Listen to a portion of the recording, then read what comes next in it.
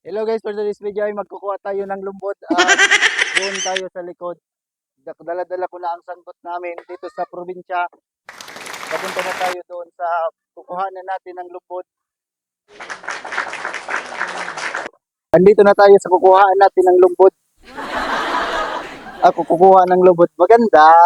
Maganda tayo. Hindi tayo pwede maging pangit. Ini ang inot natin na pagkuha ng lumbod.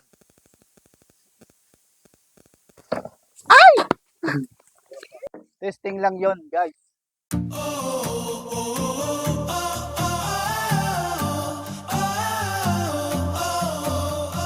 Ang tigas-tigas nito. Ang tigas-tigas din kay ni madunungon.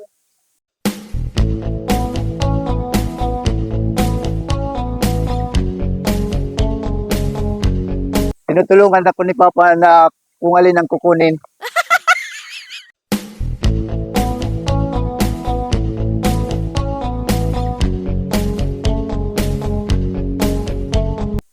Kailangan natin kumain ng lubot kasi kailangan sa katawan. Kailangan palaging naka-recharge.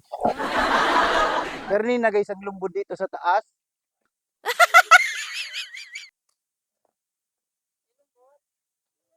Ayan na! Iilingan muna natin guys kung talagang lumbod siya. Kukuha tayo ng sundang. Ayun na, sundang. Ito ang una nating testing sa lumbod kung talagang tunay siya. Tigaso?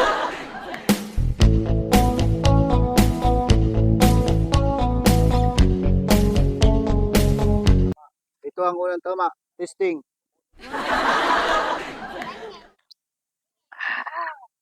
Sarap. Kukunin na natin yun lahat.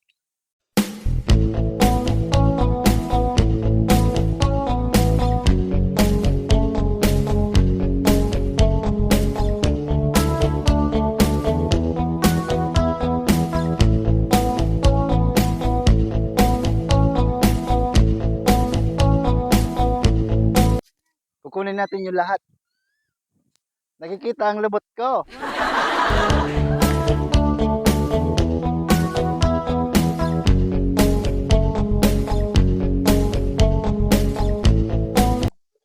Ay!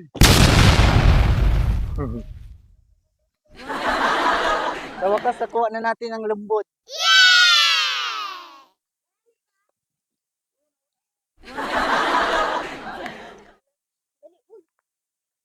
Para ito na ang lumbod na kinuha ko. Wow! Dito kasi sa probinsya namin, maraming lumbod ikti. Pag umuwi ka sa probinsya, matik yan, may lumbod sa karagatan. Buti na lang, nag-Holy Week doon sa eskwelahan namin, kaya kami walang laog. Ang aloy-aloy ko na hindi nakakaon ng lumbod, kaya ngunyan na umuli ako dito sa probinsya namin. Sarap.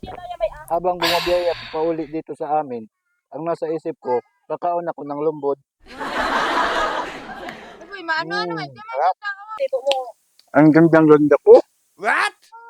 Ang sarap-sarap talaga ng lumbod dito sa Bicol namin. Wow! Kasi sa mga video may naririnig ako. Ikaboy mo mo sa boy. Sabi nila, Manila namin. Hindi ko naman ipapadaog ang Bicol namin. Lalo na dito sa Burabot, ang lahat ng tao ay nagmamahalan. Nge. Kaya kayo boys, ang paalala ko sa iyo, take lumbod every day. Para always masaya. Ang sarap. To get more vitamins. Take lumbod every day boys. To make more vitamins. Sulit talaga dito sa Bicol namin ang lumbod. Wow! Ang saram-saram talaga ng lumbod dito sa Burabod namin.